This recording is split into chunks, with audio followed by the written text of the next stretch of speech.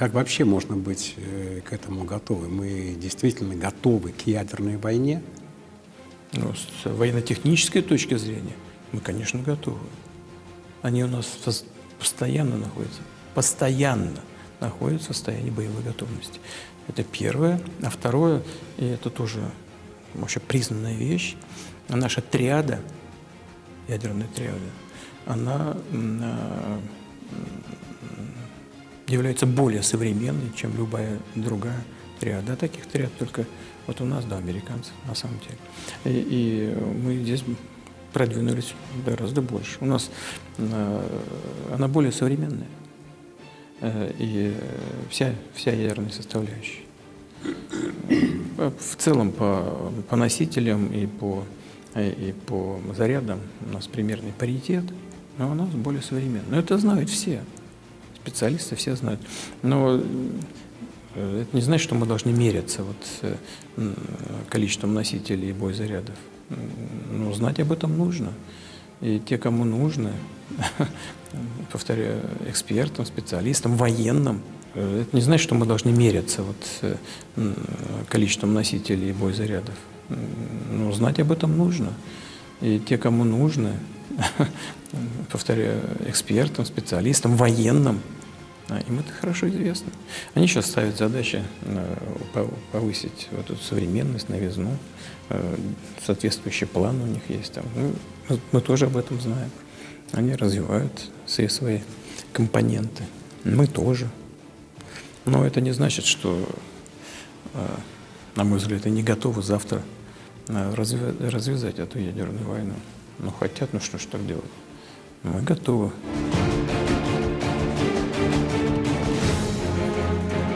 Ну, во-первых, у Корейской Народно-Демократической Республики есть свой ядерный зонтик. Они нас ни о чем не просили. Это первое. Второе, нам, в принципе, как мы видим сегодня, по результатам того, что происходит на поле боя, мы справляемся с теми задачами, которые ставим перед собой. Вот. Что касается тех государств, которые говорят о том, что у них в отношении России нет никаких красных линий, ну тогда они должны понять, что и в России в отношении этих государств тоже не будет никаких красных линий.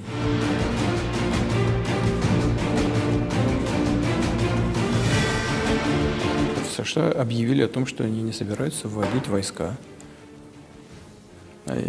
Значит, мы знаем, что такое американские войска на российской территории. Это интервенты. Мы так к этому и относиться будем. Даже если они появятся на территории Украины.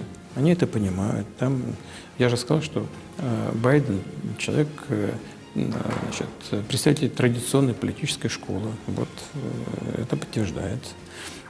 И, ну, там кроме Байдена и других хватает специалистов в сфере российско-американских отношений и в сфере стратегической сдержанности.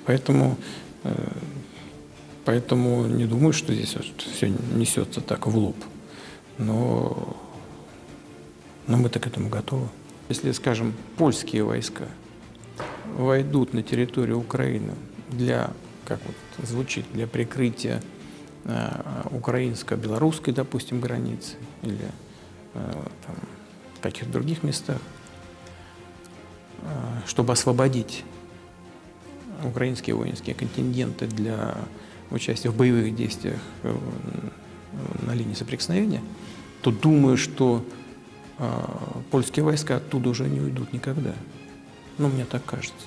Но если речь пойдет о официальных воинских контингентах иностранных государств, то, уверен, это не изменит ситуации на поле боя. Это самое важное. Так же, как ничего не меняет поставка вооружений. С Финляндией у нас вообще были идеальные отношения. Просто идеальные. У нас не было ни одной претензии друг к другу, тем более территориально, я уж не говорю в других областях. И у нас и войск-то не было, мы войска-то оттуда все убрали с российско-финской границы.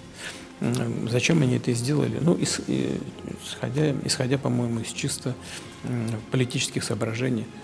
Очень, наверное, хотелось быть членами вот западного клуба, под каким-то зонтиком. Зачем им это нужно, я, откровенно говоря, не понимаю.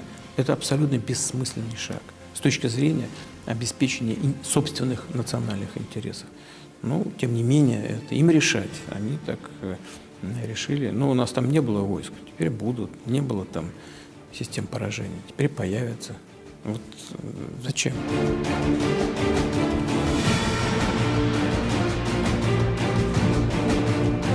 Главная цель, я в этом не сомневаюсь, заключается в том, чтобы, если не сорвать президентские выборы в России, то хотя бы как-то помешать нормальному процессу волеизъявления граждан. Первое. Второе – это информационный эффект, о котором я уже сказал. Ну а третье, если хоть что-то получится, получить какой-то шанс, какой-то аргумент, какой-то козырь в возможном будущем переговорном процессе. Объяснение очень простое. Все это происходит на фоне неудач на линии соприкосновения, на линии фронта. Ни одной из целей, которую они ставили перед собой в прошлом году, они не достигли. А более того, сейчас инициатива полностью перешла к нашим вооруженным силам. Это все знают, все признают. Здесь, я думаю, ничего нового я не скажу. Но на фоне тех неудач им нужно хоть что-то показать. И главным образом внимание должно было бы быть сосредоточено на информационной стороне дела.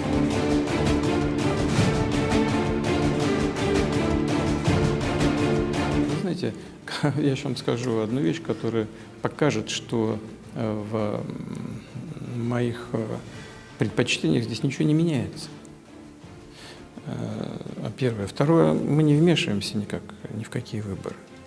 И, как я многократно говорил, будем работать с любым лидером, которому окажет доверие американский народ, американский избиратель. В последний год своей работы в качестве президента господин Трамп, сегодняшний кандидат в президенты, упрекал меня как раз в том, что я симпатизирую Байдену.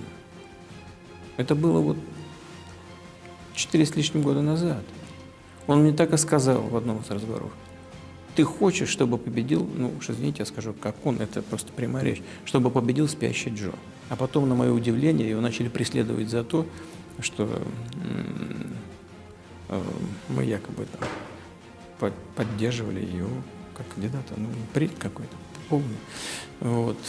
А что касается сегодняшней предвыборной ситуации, то она приобретает все более такой нецивилизованный характер. И я не хотел бы давать никаких комментариев на этот счет.